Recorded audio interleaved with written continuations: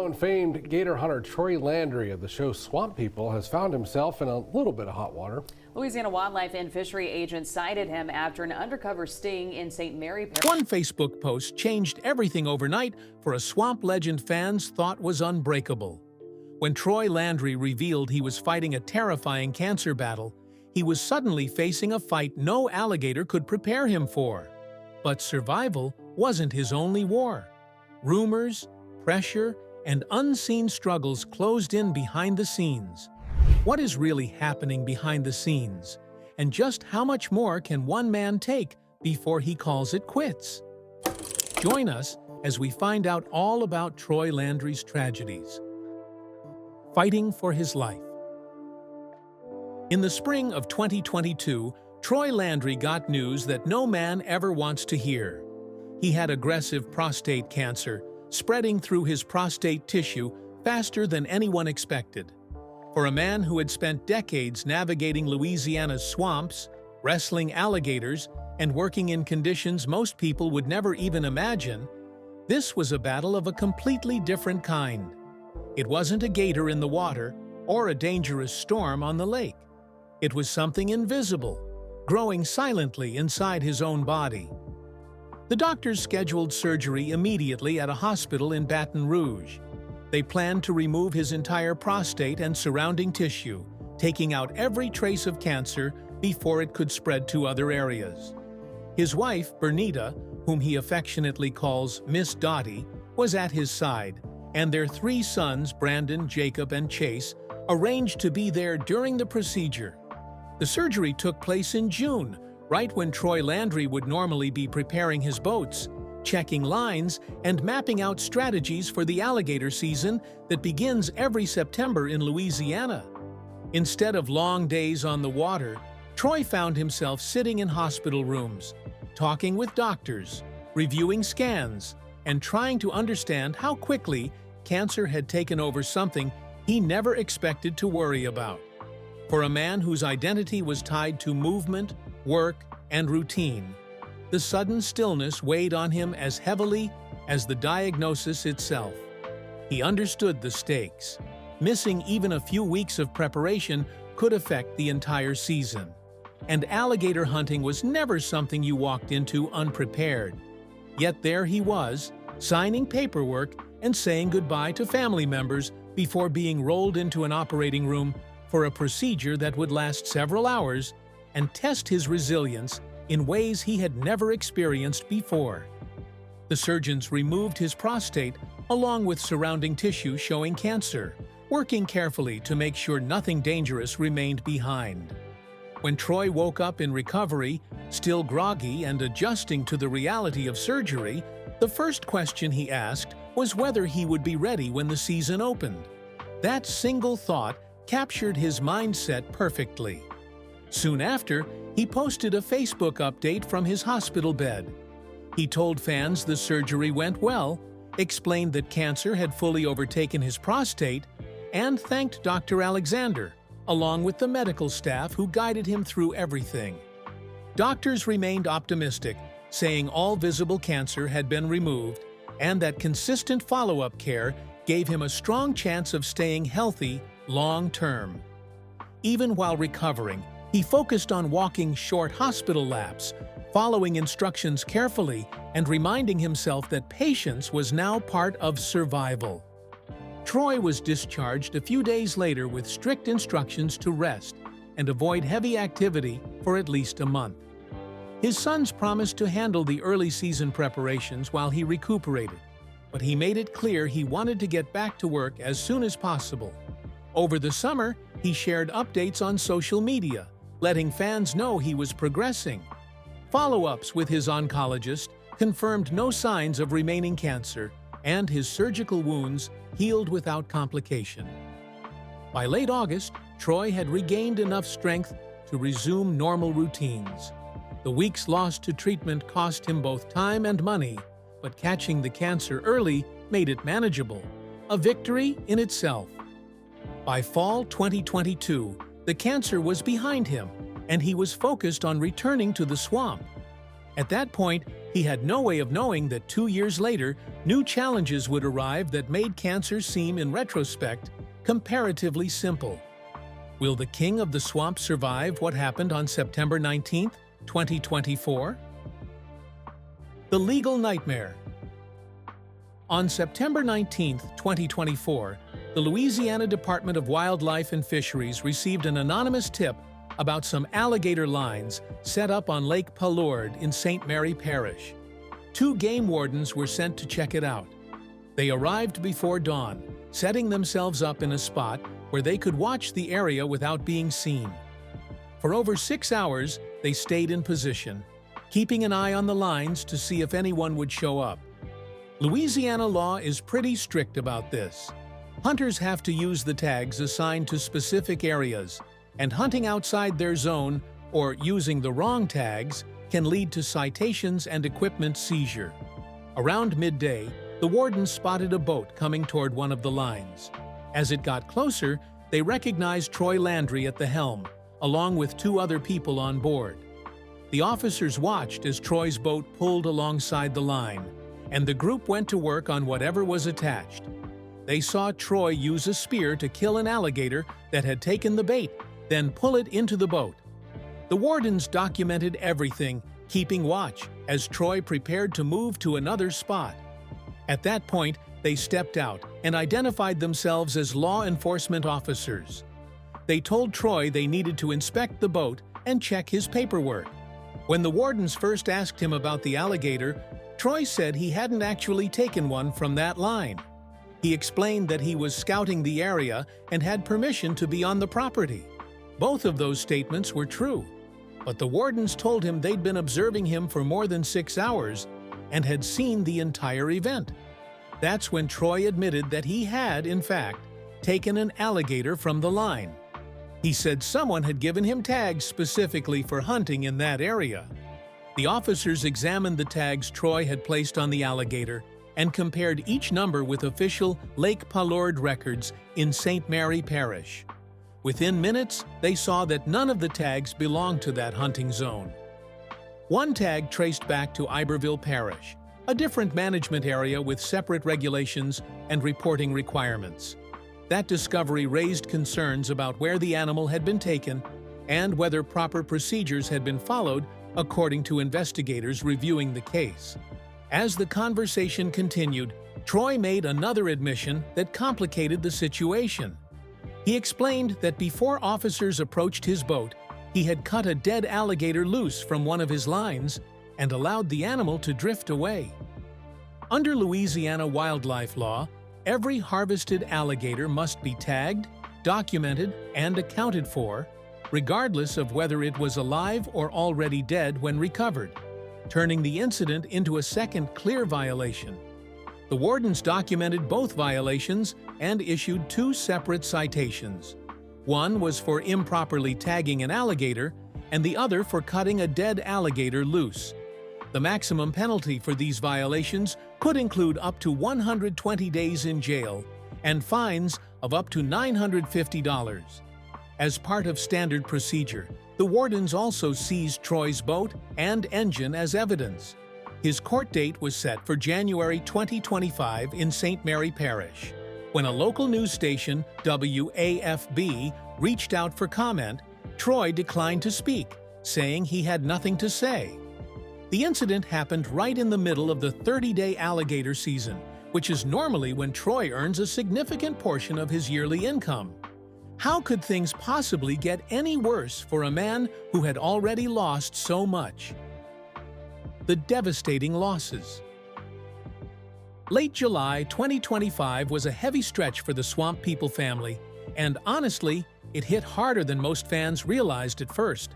Within the same week, 2 familiar faces connected to the show passed away, and both had long histories with Troy long before television cameras ever showed up in the swamp. The first loss came on July 26th, when Junior Edwards died at 61 years old after battling colon cancer. If you watched the early seasons, you probably remember Junior's presence during seasons 1 through 6, and later, a few appearances in season 12. But off-camera, he wasn't just another cast member. He was a fellow alligator hunter who had worked the same waters as Troy for years. Their friendship went back long before the show turned their lives into public stories. Junior's funeral took place in Louisiana, surrounded by family, longtime friends, and members of the local hunting and fishing community who knew him as more than just a TV personality. Troy showed up alongside other early cast members, and from everything shared publicly, it felt more like a gathering of old swamp friends than a television reunion. Only days later, the community faced another loss when Sterling Fryu, known around town as Mr. Sterling, passed away. He wasn't a constant face on the show, but he appeared across multiple seasons and had built his reputation as a commercial fisherman long before reality TV existed. Sterling had mentored Troy for decades, teaching him the ins and outs of fishing, navigation, and surviving long days on Louisiana's waterways. Troy's son Jacob shared the news on Facebook, describing Sterling as a one-of-a-kind man who practically everyone in their local area recognized. Jacob talked about Sterling's lifelong dedication to commercial fishing, his constant smile, and the endless stories he collected from years on the water. Soon after, Troy posted his own message, telling fans that losing two old buddies in the same week forced him to reflect on how quickly life changes. He asked followers to keep both families in their prayers and said the Swamps had lost two good men. Thousands of fans responded, sharing memories, condolences, and stories about meeting Junior and Sterling over the years. For Troy, though, this wasn't unfamiliar territory. Back in 2012, fellow cast member Mitchell Gist died suddenly after falling from his boat on the Bell River, reportedly after suffering a seizure during a normal workday. That earlier loss had already reminded the cast how dangerous and unpredictable life in the swamp could be. So when July 2025 arrived with two funerals in 1 week, it wasn't just shocking timing. It was another reminder of how closely tied this community remains, both on screen and far beyond it. Even with cameras and national attention, most relationships were built through decades of shared work, early mornings, and seasons that never made it into an episode. People who live that life understand loss differently, because they rely on each other in isolated places where help is far away. Friends become partners, and partners start to feel like family. That reality made the back-to-back funerals especially difficult, since grief arrived all at once and left little time to process. Troy still had responsibilities, filming schedules, and everyday work that never stops in South Louisiana. Yet he also needed to show up for families who had stood beside him for years. But how did Troy Landry become a household name in the first place? From swamp hunter to TV star. When Swamp People premiered on the History Channel, nobody expected a series about Louisiana alligator hunters to pull massive national audiences. The opening episode attracted 3.1 million viewers, surprising executives who assumed regional swamp stories would struggle to connect nationwide audiences. At the center of it was Troy Landry, a quiet but confident hunter whose steady personality made viewers feel comfortable watching him. Cameras followed hunters through Louisiana swamps each September, showing long days setting lines, checking bait, and racing against limited tags. When Season 2 arrived months later, ratings climbed to 3.9 million viewers, proving audiences were invested in real swamp life. The finale that year reached 5.5 million viewers and ranked first on cable, confirming the network had discovered something special. Success changed Troy's daily routine because television schedules joined hunting seasons, interviews, travel days, and constant attention from new fans. Before television fame, income depended mostly on selling alligator meat and hides, which meant unpredictable earnings based on changing markets.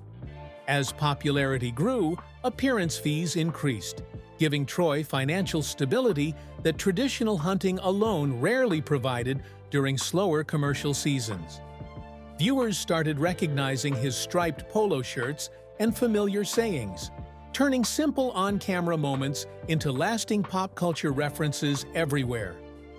Producers expanded filming beyond the Atchafalaya Basin in later seasons. Yet Troy remained a presence connecting longtime viewers to tradition. Eventually, the network approved spin-offs, including Swamp Mysteries, where Troy traveled across southern states, helping communities manage dangerous wildlife problems. Another project, Serpent Invasion, sent Troy and Chase Landry into Florida wetlands to remove invasive pythons threatening native animals there. Working beside his sons strengthened the family dynamic on screen, allowing viewers to watch relationships evolve through stressful hunts and successes. Jacob Landry also became a regular face, showing how the next generation learned skills from years spent working alongside Troy. Despite growing fame, Troy continued commercial crawfishing during off months, waking before sunrise and maintaining routines he trusted since childhood. He gathered with neighbors at Duffy's Bait Shop in Pierre Part, swapping stories about water levels, weather shifts, and catches. Public recognition grew so strong that fans approached him during travel, asking for photos, signatures, and conversations about swamp adventures. By 16 seasons in, Troy had balanced television commitments with demanding hunts, learning how production schedules shape traditional outdoor routines. Then, in September 2024, legal trouble arrived when wildlife officers seized his boat after allegations of improper alligator tagging practices. Losing access to his boat halted commercial hunting work immediately and complicated filming obligations that required him to participate in hunts. Because alligator season lasts only 30 days each September, every lost morning represents income disappearing during his most important period. Producers faced difficult decisions about filming schedules, since audiences expected authentic hunts rather than staged scenes disconnected from swamp work. Legal uncertainty stretched into months, while Troy waited for court proceedings, unsure whether permits and television opportunities would remain available. Fans debated online how the incident might affect the series, wondering if relationships between cast members and producers could survive. Meanwhile, Troy focused on family responsibilities, health appointments, and maintaining optimism despite uncertainty about work, income, and public reputation. Years of steady television success meant he had savings, yet losing momentum during a crucial season still put intense pressure on him. Throughout everything, longtime viewers remembered the early episodes that featured simple hunts, reminding them of why they connected with Troy in the first place. Looking back, the rise of swamp people shows how one hunter's lifestyle unexpectedly became a long-running legacy. What is Troy Landry doing now after everything that happened? Still standing. Despite everything that happened off-camera, Troy Landry kept showing up for filming on Swamp People, and production on Season 17 moved forward through 2024 and 2025 without shutting down. The cameras continue to follow his day-to-day work as an alligator hunter, showing long hours on the water and the reality of working in the Louisiana swamps, even as personal challenges weighed on him. One memorable episode captured Troy and deckhand Cheyenne Picklewheat racing to catch alligators just before Hurricane Francine pushed toward the Louisiana coast. Troy explained calmly that gators often become more aggressive before major storms, making hunting more dangerous, but also increasing the chances of a successful catch. Viewers watched him guide Pickle through tense moments as rising winds and dark skies closed in, including the scene where he instructed her to take 2 quick shots at alligators trying to slip into deeper water ahead of the storm surge. Outside the main series, Troy stayed active on Swamp People Serpent Invasion, working alongside his son Chase, and experienced Florida hunters tracking invasive Burmese pythons across the Everglades. In one episode, he partnered with hunter Tess Lee during rough weather to capture a large female python carrying dozens of unhatched eggs, showing how removing breeding snakes helps slow population growth and protect native wildlife.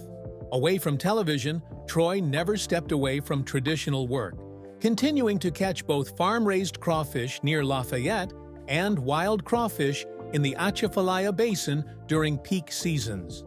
When he was not filming or fishing, he spent time at his father Duffy's bait shop in Pierre Part, a familiar local gathering place where hunters and fishermen traded stories, advice, and updates about changing water conditions. Troy also kept strong relationships with longtime camera operators, often requesting the same crew members who already understood how he moved and worked on his boat. During filming periods, Troy and his wife Bernita regularly cooked meals for the crew at their home, treating production teams like extended family rather than outsiders documenting their lives. Over the years, the show expanded far beyond its original swamp setting, adding hunters from across Louisiana and Texas, while also launching spin-offs that explored wildlife challenges in other regions. By 2025, Troy remained one of the most recognizable faces connected to the series, still appearing in new episodes filmed after his legal troubles and personal losses. His continued presence showed viewers that despite setbacks, he remained committed to the work and lifestyle that first drew audiences to him. Even with uncertainty surrounding court outcomes and public rumors, Troy focused on routines he understood best, carefully preparing gear, maintaining boats, and passing down knowledge to younger hunters watching him during filming. Crew members noted he rarely discussed outside pressures on camera, choosing instead to focus on the tasks at hand and the safety of everyone working nearby. That steady approach helped maintain continuity for the show and gave longtime viewers a sense of familiarity during seasons filled with unexpected personal challenges.